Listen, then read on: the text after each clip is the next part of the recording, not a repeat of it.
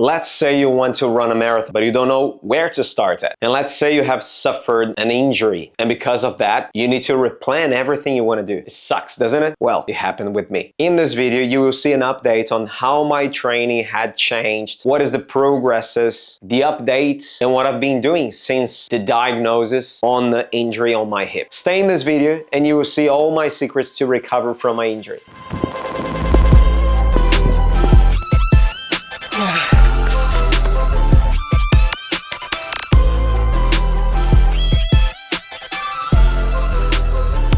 This is a testimonial to help you. Yes, you who wants to run, you who likes to exercise and been suffering with an injury. You've been doubting yourself with that injury. You're feeling the pain. You don't know if your rehab is working or not. That's for you. I hope you watch this video and you get the motivation you need, because I'm getting better. You get better too. Having an injury sucks. It sucks a lot. Because first of all, it hurts. And a second, it changes your mind. Like you start to doubt yourself. You start to doubt the protocol, the process. It sucks. Especially my injury, that is an inflammation, is a pubic symphysis inflammation, which is this cartilage on the bottom of our pelvis that connects one side with the other. And for lack of mobility, lack of strength, interaction, too much volume of training without being fully prepared, and is exactly on the side where I have my 2 knee surgeries. Maybe my hip was moving too much. We don't know the cause yet. But what we knew, if I trained more, it hurt more. If I trained less, it hurt less. And because of that, we decided to cut the volume of training. Yes. So let's see. We are currently at week 13 since I started the project. And I was increasing my running. Before I was running twice a week only. Then we started to run 3 times a week. And then instead of lifting 4 days, I was lifting 3. But I was lifting heavy stuff, as you can see. And I started to run from a volume of 10 kilometers. So some of the sessions I was running 8, some I was running 12, some I was running 10. We were controlling the zones, Z1, Z2, Z3, up to Z5C, which is the extreme sprint. Apparently, all this volume together was not good for my hip. And when I went to see my physio, we didn't know if it was a fracture on my hip or if it was a tendonitis. Then I did the MRI. But the MRI came, none of those things were present, which is good. And the diagnosis was pubic symphysis inflammation. Straight away, I decided to rest. I didn't run for a week. I didn't train legs for the whole week. I was just going to the gym and doing upper body. It improved, but it was still there. And then I started to do different protocols. Instead of coming back with all the leg exercises I was doing, I cut them off and I was doing just presses, leg press, and hip extension, exercise for the glutes. It improved, but it stayed stagnated. At this moment, I was running nothing for the week, and I decided to not do another week of leg exercise. And guys, if you exercise, you know it sucks to not doing the things you normally do. On top of that, it hurts. It was hurting right on my groin. Well, long story short, from that moment on, I was managing the intensity of my workout at the gym, and I was managing the intensity on my runs. All the sprints were cut off, and I was doing primarily Z2 work. And then a long process, almost a month and a half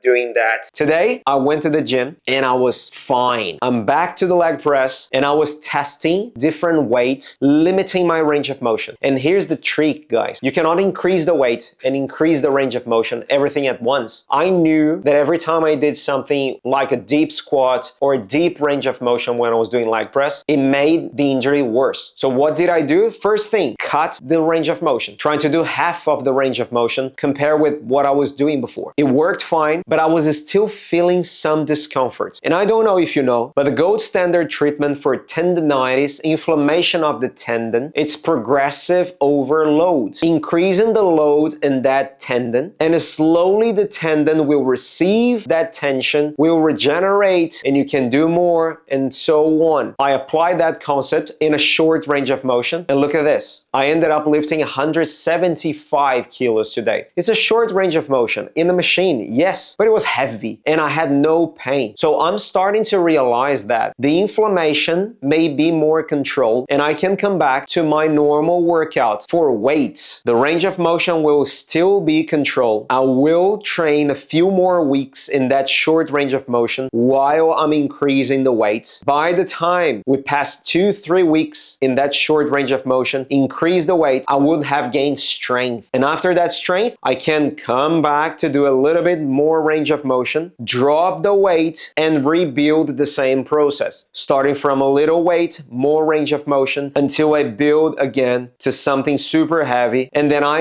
reevaluate if I need to restart the process again as many times as necessary. That's the process of training. You test, you apply, you evaluate, you change if necessary, you continue if nothing's wrong is happening and the improvement is coming. And well, let me tell you something really important. I will even zoom this in.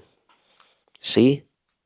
I'm speaking really slow, talking to you specifically. Like this video. Like this video. Share with a friend. Because you help me. Every time you like this video, you share with a friend, the algorithm will understand that this is a relevant content and will show to more people. I mean, it costs you nothing to help me out, hey? Like this video. Subscribe to the channel. Let's go back to the story.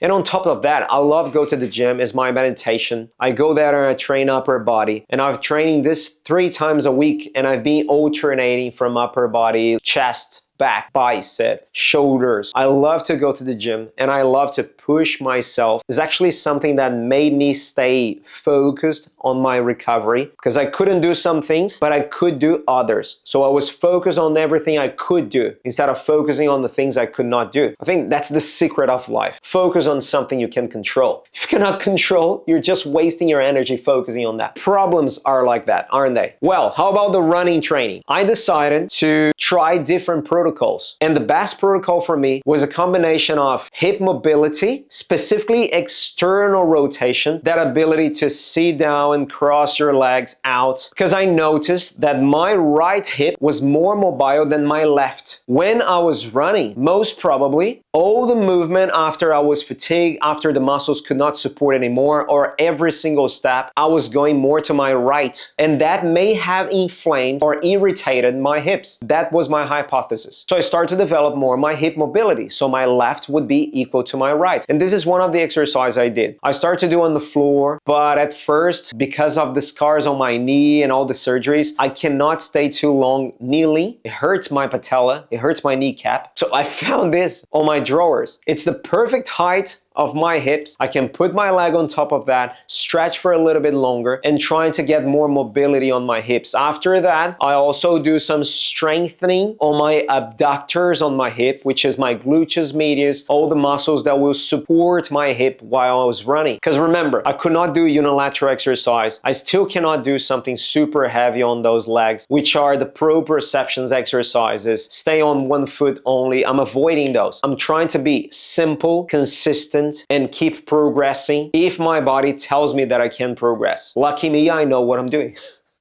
But if you don't know what you're doing, that's why you're watching this video, right? So that was the protocol. Protocol was warming up and getting stronger on my hips, the outside muscles, the glutes, so I could support the movement while I was running. I was increasing my mobility, then my hip would not push to one side only. It would be a little bit more balanced. And guess what? It's working. It's working. I have less pain on my hip. Sometimes I don't even remember I have that pain. And I can try new distances and try to get more volume. Because I was not doing, let me see here on my phone, on my watch. Because I was not doing sprints and getting too fast, I improved my VO2 max. Look at that.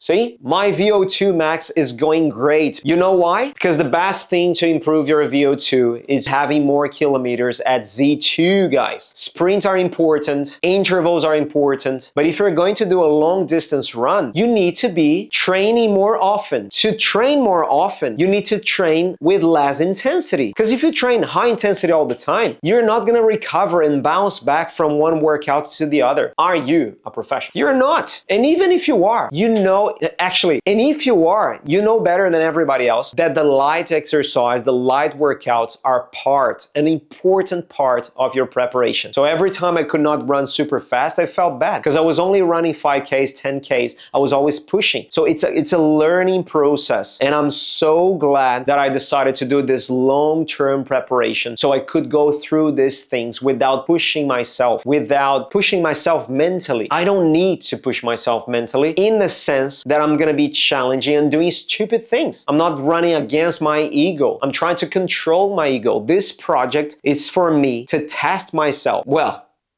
luck or not, I try to imagine that was luck. I need to deal with an injury early on. And now that I'm mastering and fixing what caused this injury, I will get way stronger. So you will just see me running better and better and better and feeling better and better and better and recovering better and getting stronger. So I'm happy. And that's the journey, my friends. I'm feeling better. I'm running more kilometers. I'm lifting heavier. I'm back in the game, baby. But to be really honest, I was never out. I was just doing what I need to do. Sometimes you need to do 2 steps back to be able to do 3 steps ahead. And I'm going ahead 1 step at a time. Watch this space. Again, I'm better, baby. I'm back. See you in the next video.